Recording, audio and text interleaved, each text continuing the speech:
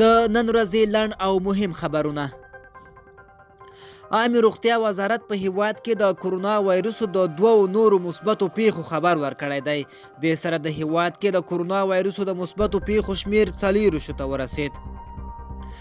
د ترکیه ولسمشر اردوغان د کرونا وایرسو له امله به په ترکیه کې هیڅ جماعت ونه تړم ځکه زه په الله جل جلاله باور لرم. د پاکستان صدر اعظم عمران خان د چمن او سپین بولدک له لارې د پرانیستلو امر کړی دی. عمران خان ویلي چې د کرونا وایرسو باوجود پاکستان له افغانانو سره د مرستې ته ژمن دی. نوموړي پر خپل ټویټر پاڼه لیکلي چې هر ډول بحراني وضعیت کې د افغانستان ترڅنګ ولاړ یو.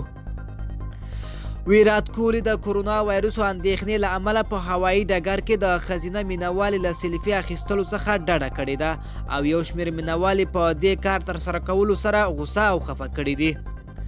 دغه پیښه هوایي ډګر څخه د وتلو په وخت کې شوې ده او په ژوندۍ ویډیو کې هر څه څرګند راغلي دي.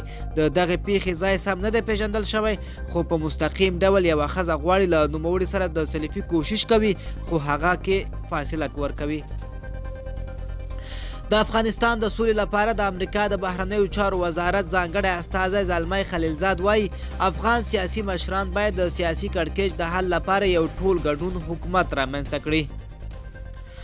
زابل کې د ملي پولیسو 22 سرتیري د وسلوالو طالبانو په برید کې وژل شوي دي. وسلوال طالبان تېره شپه د زابل ولایت مرکز قلات ښار تر څیرمه د ملي پولیسو پر یو قرارګاه برید کړی او 22 تنه ملي پولیس یې وژلي دي. دا زموږ لنډ او مهم خبرونه. د لا ښکلو ویډیوګانو لپاره زموږ چینل سبسکرایب کړئ.